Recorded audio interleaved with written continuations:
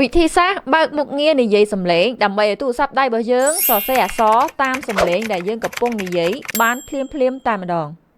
បងប្អូនយើងទាំងអស់គ្នាកាលវីដេអូមុនខ្ញុំបានបង្ហាញរួចហើយការបើកមុខងារនិយាយសំឡេងនេះនៅក្នុងទូរស័ព្ទ iOS អញ្ចឹងវីដេអូនេះខ្ញុំមកបង្ហាញនៅក្នុងទូរស័ព្ទ Android វិញម្ដងកាលពីមុនយើងចង់សរសេរអត្ថបទវែងៗនេះគឺយើងត្រូវសរសេរ1 2 1 2រហូតតម្រាំជាប់គឺខាតពេលយូរមែនតើអញ្ចឹងឥឡូវនេះបងប្អូនស្គាល់មុខងារមួយនេះគឺយើងអាចបើកទៅយើងគ្រាន់តែនិយាយសំឡេងអក្សរនៅក្នុងទូរស័ព្ទដៃយើងនឹងរត់តាមសំឡេងរបស់យើងភ្លាមលឿនមែនតើបងប្អូនហើយអត់ចំណាយពេលច្រើនទេងាយស្រួលអាចធ្វើបានខ្លួនឯងនៅក្នុងទូរស័ព្ទដៃដោយមិនមានអស់លុយអីទាំងអស់ដំបូងឡើយបងប្អូនត្រូវចូលមកកាន់ Facebook ដើម្បីចូលទៅយកកម្មវិធីហ្នឹងដើម្បីដំឡើងបងប្អូនត្រូវ search រក page Asado របស់យើងចា page យើងមានតែមួយទេបងប្អូនណា logo ហ្នឹងមានអ្នកតាមដាន 153k ហើយលើហ្នឹងយើងមាន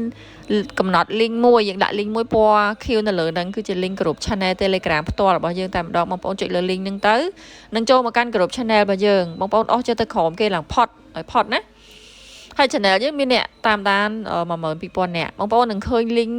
មួយរបស់កម្មវិធីនេះខ្ញុំសរសេរច្បាស់គឺកម្មវិធីបើកមុខងារនិយាយសំឡេងឲ្យរត់តាមសំឡេងរបស់យើងអក្សររត់តាមសំឡេងរបស់យើងសម្រាប់ Android អញ្ចឹងបងប្អូនចុចលើ link ហ្នឹងមកចាចុចលើ link ហ្នឹងមកនឹងនាំមកយើងមកកាន់ Play Store ដើម្បី install លើកម្មវិធីហ្នឹងមកប្រើនៅក្នុងទូរស័ព្ទដៃខ្ញុំអត់ឲ្យបងប្អូន search ក្នុង Play Store ដោយសារកម្មវិធីហ្នឹង Google វា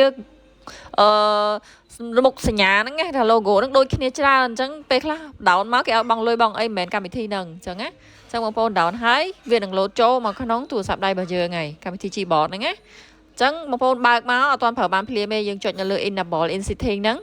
បន្តមកទៀតត្រូវបើកអាកន្លែង Gboard នេះបើកឲ្យវាឡើងខៀវមើលតាមសញ្ញាព្រួយដែលខ្ញុំបង្ហាញណាកន្លែងអក្សរគេដាក់ Gboard ហ្នឹងបើកសិនហើយបន្តមកទៀតចុច OK បន្តមកទៀតជំហានបន្តយើងចេញមកពីកន្លែងហ្នឹងសិនចាចាំទាន់ប្រើបានទេចុចបើកមួយទៀតចុចកន្លែង select input ហ្នឹង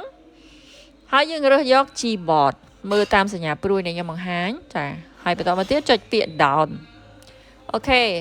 បងប្អូនជំហានបន្តយើងមើលអាកន្លែង language កន្លែងរូបផែនទីហ្នឹងដើម្បីរើសភាសាអញ្ចឹងយើងចង់និយាយភាសាខ្មែរយើង add keyboard ណា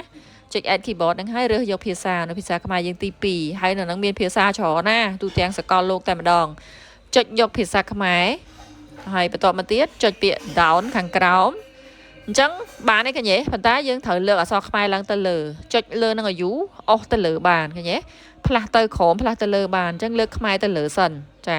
អូខេហើយបន្តមកទៀតជំហានបន្តបងប្អូនត្រូវមើលកន្លែង macro គេដាក់ voice typing នេះកន្លែងហ្នឹងបើអត់ទាន់បើកខៀវត្រូវបើកខៀវទាំងពីរណាបើចូលមកឃើញបើកអត់ទាន់បើកត្រូវបើកយល់ទេបងប្អូនត្រូវបើកឲ្យខៀវទាំងពីរអញ្ចឹងណាឥឡូវយើងមកតេស្តលើ Messenger មួយអូខេអញ្ចឹង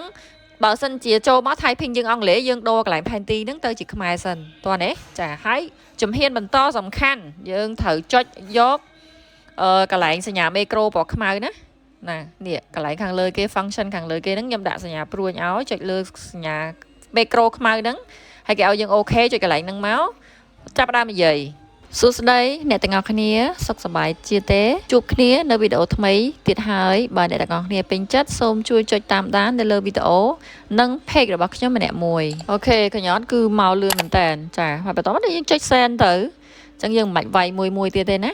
ចាឥឡូវយើងទៅតេស្តនៅលើ caption មួយឥឡូវយើងចូលមក Facebook ណាចាហើយកុំភ្លេចបដូរ typing មកខ្មែរសិនហើយចុចកន្លែង macro ខ្មៅនឹងដដែលកញ្ញាខាងលើគេណាហើយយើងចាប់ផ្ដើមនិយាយទៅសួស្តីប្រិយមិត្តជាទីស្រឡាញ់ជួបគ្នានៅវីដេអូថ្មីម្ដងទៀតហើយដូច្នេះសូមបងប្អូនទាំងអស់គ្នាតាមដានទស្សនានៅលើវីដេអូថ្មីនេះហើយសូមបងប្អូនជួយចុចតាមដាននៅលើ page របស់យើងម្នាក់មួយចាសូមអរគុណអូខេកញ្ញាបងប្អូននិយាយទៅគ្រាន់តែយើងនិយាយគឺអក្សររត់តាមតែម្ដងចាលយមែនតើហើយលឿនណាអញ្ចឹងអត្ថបទវែងៗយើងអាចនិយាយជាសំឡេងមកចាអូខេអញ្ចឹងមានតែប៉ុណ្្នឹងទេបងប្អូនមានចម្ងល់អីបងប្អូនអាច comment បានហើយយើងអាចសរសេរអីទៀតនិយាយទៀតក៏បានដែរណាអូខេអរគុណយ៉ាងណាដែរបងប្អូនបន្ទាប់ពីទស្សនាវីដេអូនេះចប់សង្ឃឹមថាបងប្អូនទទួលបានចំណេះដឹងថ្មី